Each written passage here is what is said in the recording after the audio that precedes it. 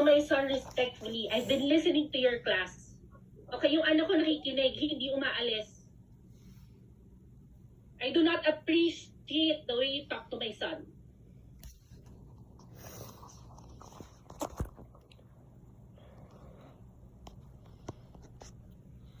Okay, boys.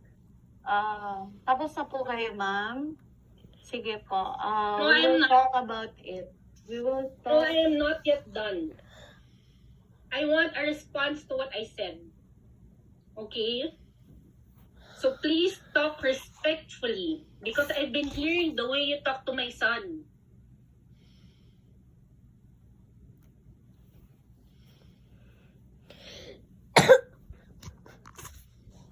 Genuinely happy right now.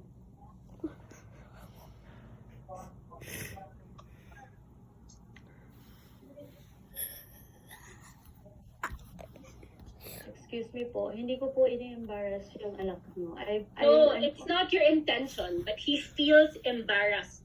Hey, can we stop this discussion? Kids are listening in. Okay, it's not respectful for the rest of the class. Okay, talk to this.